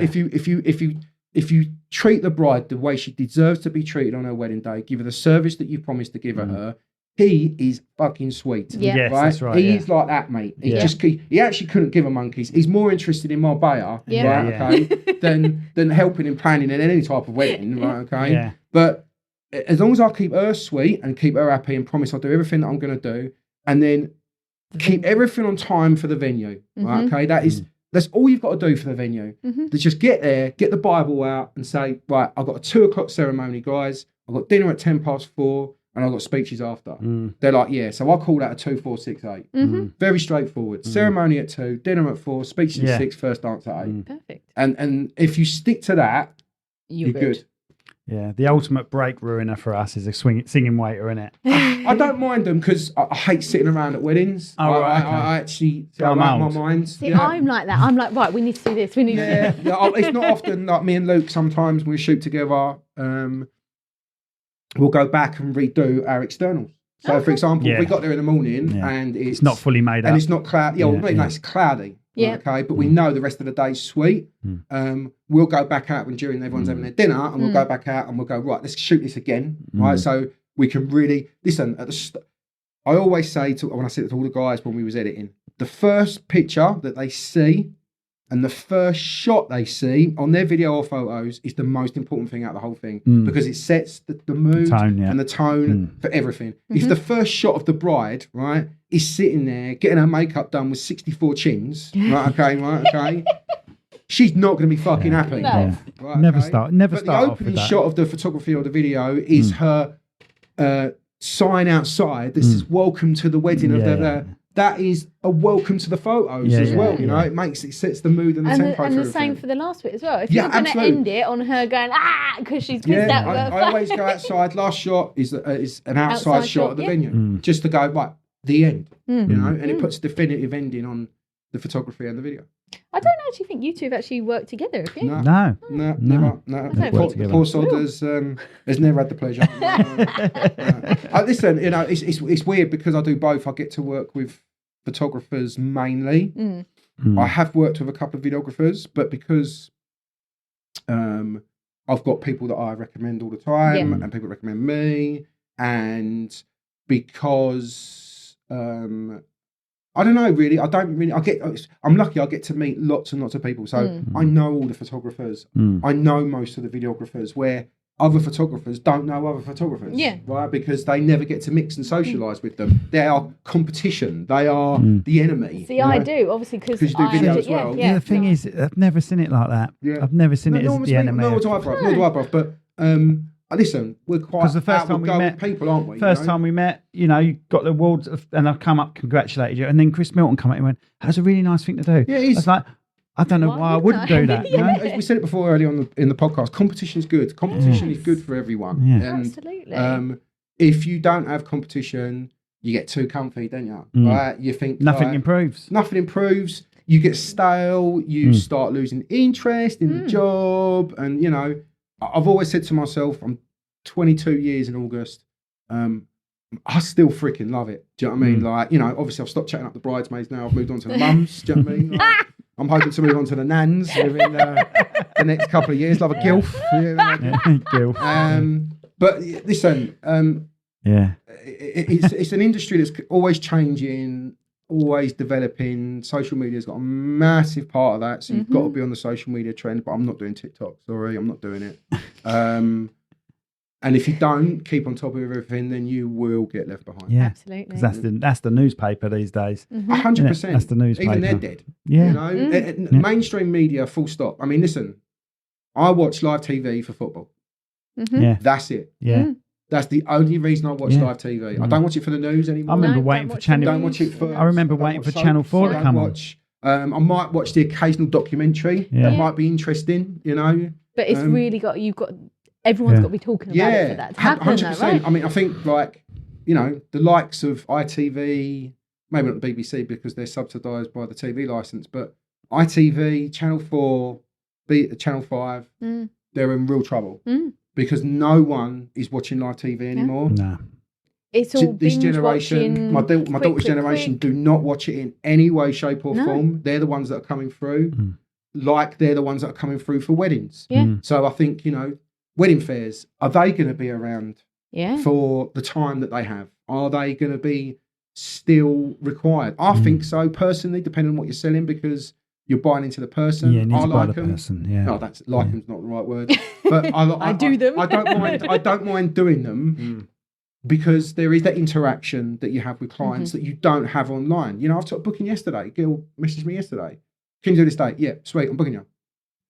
Who are you? Yeah. I know. You know, who are you? You know, like, And then you have to do I want to work for you? Do you know what I mean, do I even want to work for you? That is are the you, case. Are you an Instagram nutcase, right? That, like, you know, want your first croissant films, you know, like, you know, and I'll do it. I will do it. But, you know, I think that the way that we all get our work now has changed dramatically. Absolutely. Even from when we first started, it was sort of like, okay, we've got a little booking, we've spoken to this person, we know what this person looks like. Yeah. But now it's sort of like, if we don't know them, we have to go and find a picture of them so we know what they are look like on the day. We're an hour and a half. Are you still all right? Yeah. I'm going to be cracking on, aren't we? I'm keen for that. Well, it goes as long. No. Yeah, if we do it another 10, and for us, it lasts as long as it lasts, mate. 10, so it's only you if you need to get going. If I could be somewhere for 12:30, I'll be happy. Right, okay, mate. I forgot what we was talking about then, but yeah, I think that the industry and wedding fairs and everything else, it's there for the moment, but I think that it will change. I think it will change. I think it will change, like everything. But I love them because it does give you that, and also, you know, gives me a chance to see people like you. Do you know what I mean? I don't get to see. No, that's right. I mean, tell, how are you? Yeah. Are you divorced yet? No. The thing is, everything you've said on this podcast, we can relate with. Absolutely. 99% of I it. think most people because we're in the same industry. Yeah. And you know, this is actually an unforgiving industry, right? Okay, in many ways. In that, you know, I think probably most industries now that if you don't do your job, what you're going to say you do, letting people down, or just like, you know, not fulfilling what you've said you're actually going to do for them, mate. It takes 20 years to build a reputation, and 2 seconds to destroy it. Don't turn up on someone's wedding. Jeez. And there are a lot of clients out there that, unfortunately, because we're last, they haven't had a great wedding experience in terms of planning it, organising it, letting it down. And because we're last on delivery, we sometimes get the brunt of it. Yeah, okay. And I get it. And but that person that did that to you ain't me. Yeah. You know what I mean? We used to be last on order as well, wasn't it? Yeah. Right, we got engaged. So let's get a ring, let's get a venue, let's get a dress, Yeah. let's get a photographer. Last thing, yeah. Let's get a photographer. Have we got any money left over? Yeah, for videographer. should we have it filmed? But now I think it's gradually coming to the I front. took a booking. I did a wedding fair about a month ago, and this woman came in. She don't know why she's still at a wedding fair 2 weeks before a wedding. Who goes to a wedding fair 2 weeks before? I don't know. She was at this wedding fair. Really nice couple. Got on with them. My sort of people. Just hit it off. And she looked at him and she went, "I want need it. him. I want it." You know. And it was a Parker wedding, mate. You know, it was at Coolin. Always is at Coolin. But it was really nice people, my sort of level. So the lastminute.coms, they do a... Oh, yeah. Do you ever, like, for video, no, not so much for video, but for photography, do you ever sort of think sometimes when you do these venues over and over again, you have to try and be a little Spice bit it more up. creative sometimes? 100%. Otherwise it gets a bit I'm like always a conveyor trying to belt. find something new. Yeah. Always trying to find something new. If I haven't done it before, I'm doing it because, again, it brings the style stuff into it. Listen, you know, when you become a recommended supplier for a venue, it's because the venue trust you. They know that you're going to be on time. You're not going to fuck them about. You're not going to be this photographer that... Demanding. Yeah, you know... we don't even demand to be fed. No, I don't. We just want to know. Put it in my contract. We just say, No. we'll Feed refreshments ourselves. be... I say my first. Listen, Yeah. August. As like long as last we know. year, I did 11 weddings in 13 days. Right? Yeah. Okay, right. How many times can I eat chicken and potatoes? In a Yeah, day? exactly, yeah.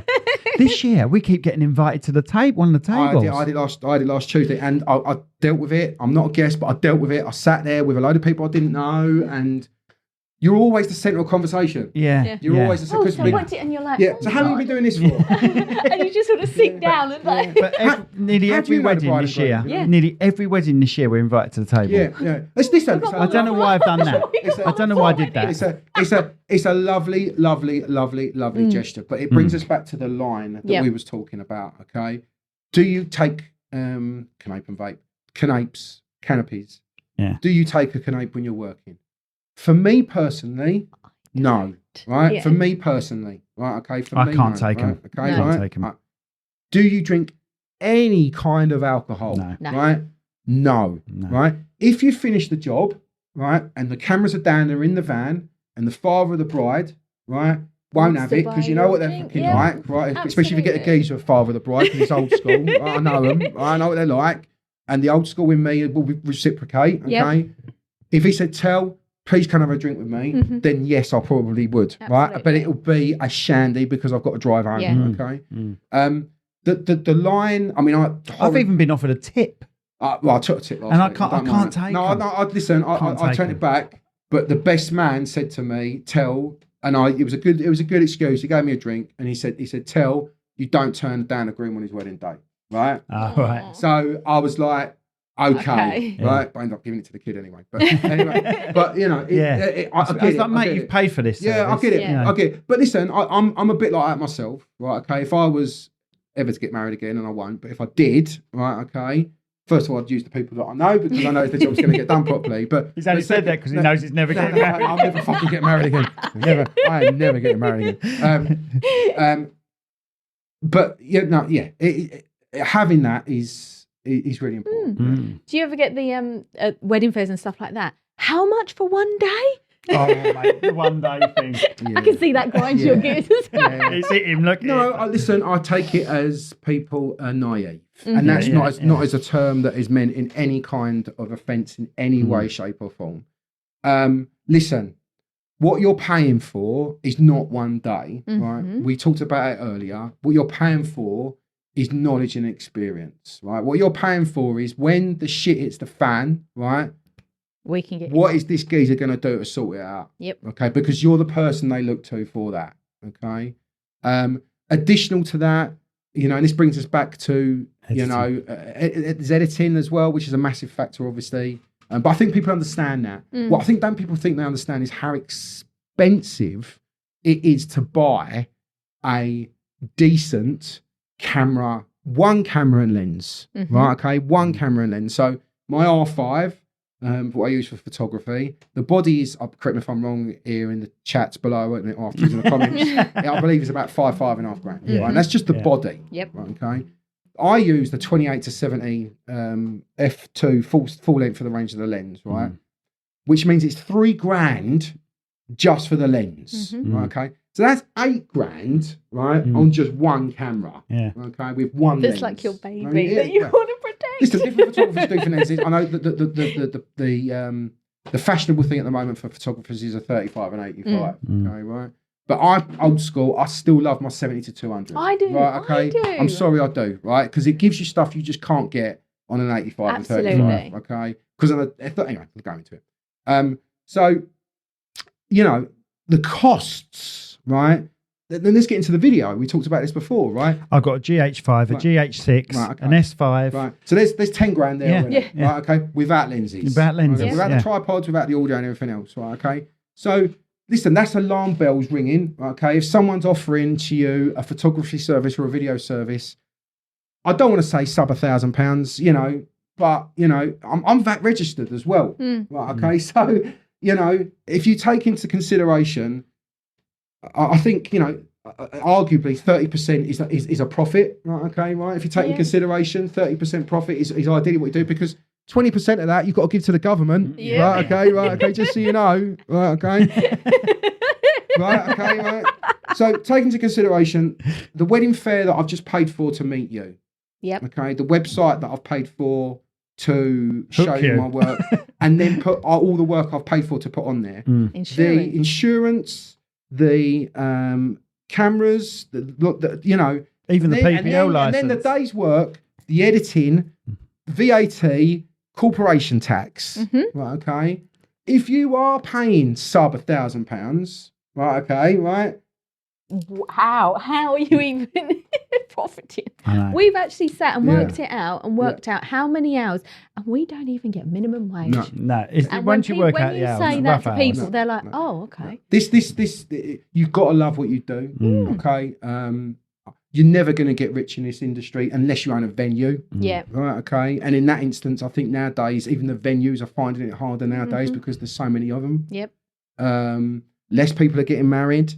People are wanting to spend less at weddings now. I've literally just had a message for another Twilight wedding. Not realising Thinking they're Twilight going to get a weddings- discount. Listen, let's not get into the Twilights, okay? Right? That's another podcast. Listen, it's a whole nother podcast. Still expecting right? exactly the same video. Listen, it's the same amount of work with dinner removed. Yeah. Yeah. Right, okay, It's and just it's us. less time to do it because listen, I'm going to use my mate's example as a wedding. This is your fault, okay? But I'm saying this right now on camera, okay? My best mate got married last year, okay, right?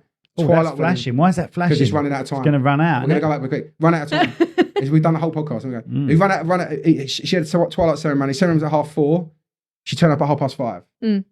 Now, if it was a normal 2:00 ceremony, You could. I could make that up. Push, Otherwise, yeah. Is that finished? Is that all finished? I don't know. It must have been. Is it still recorded the whole running, mate? Is it still saying record on top? I don't know. I can't. It's got an internal one. time. We've stopped after 10 minutes. No, it hasn't. Okay, that's got to be the end anyway. It's still going. It's still saying record. Okay, I that's can all see right. it. I've never had that do that before. You've run out of bloody 64 We'll close gig. it anyway, so we'll get the movie anyway. So yeah, listen. We have to squash everything in to a Twilight wedding in about 4 hours instead of less about time. 10. So if I have a 2:00 ceremony, if she's 40 minutes late, it's not ideal. Okay, it's not. But you can. But you can sort it, especially if you've got a summer solstice wedding. Right? Yep. Okay, if you're getting married June, July, August, right? Please be late. Well, no, but you can make up can the make time. it, yeah. You can make up the time. But when Cheryl turns up at 5:30 instead of 4:30 and dinner's at 6:30, it causes problems. So you have to then go through ceremony. You have to literally drag her out. I pulled her out the car by her hair, by drone actually. I tied the hair to the drone, ripped her out the car. Now, listen, it was my best friend, so You could. one of my best friends. It was one of my best friends, so the pressure was on even more because you really want to do the best job possible. Absolutely. Anyway, if anyone wants to find you, where can they find you? Lewisham Police Station. No, you can find me in the old days. No, you can find me at TDH Media. So it's Tango Delta Hotel Media.co.uk. Facebook, Instagram. I ain't doing TikTok. You check out your venues. I'm a supplier for most venues, so I'm on the recommended supplier list for most of them. And listen, if you get married, give us a shout. I'm at most wedding fairs in Kent because I love giving up my Sunday. I think he's just bragging now, blimey. No, not at all. Listen, as I said before, I say it again. I said it before, I say it again. Life moves pretty fast. No, that's the wrong thing. I said it before, I say it again. You're only as good as your last wedding. Mm-hmm. And if you feel that you didn't give it 100% and that you didn't fulfill everything you said that you was going to do, and you turn up on time and everything else, don't do it. Yep, absolutely. Brilliant. Thank you Always so a pleasure to All see the best, you, mate. man. See you on the circuit. Yeah. See, I knew he'd have no trouble talking. He likes to chat. It's all the alcohol. He's run it out. Yeah, done it. What are you doing? Not finished yet? No. He's got to do a close. Why have you just done that? He's got to do a close. I think he might do. I think Right. he's probably going to do a thumbnail or something. Yeah, So yeah. you go, Bye. That's it. Catch you later, Ben and Ted. Catch you later. Cheers, mate. Cheers, man. No problem, man. I'll watch it.